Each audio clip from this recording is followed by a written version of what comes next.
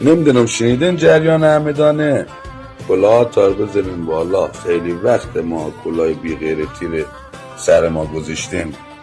بریم تو ایران میبینیم عربا تو شهرهای مختلف ایران که اسپورت نمیخوام بکنم با پولی که درن به ناموس ایرانی تجاوز میکنن و نه صدایی از مردم ما در میان نه از مسئولین. از مسئولین که گله نیست چون بیشترش عراقی هن. ولی خدا بیامرزه یک زمان این مملکت صاحب داشت. صاحبش هم وقتی دید یک دنه ظاهر ایرانی تبریزی رو توی عربستان تو گوشش زدن، به برارش دستور داد که تو گوش سفیر عربستان بزنه. الان که دیگه ما خیلی سال بی غیرت رفتیم، دخترام میرن اونجا بهش تجاوز میره، پسرام میرن بهش باهاش لواط میکنن.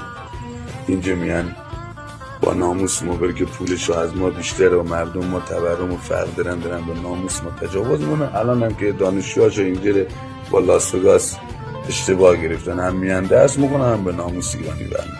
کلاه تا بزنیم بالا، خوبه، همه چیز عالیه. اسم تاریخ به عنوان بی‌غیرت‌ترین نسل ایران یاد میکنه. کجای فردوسی، کجای نادرشاه، کجای یعقوب لیث، کجای ابو مسلم خراسانی.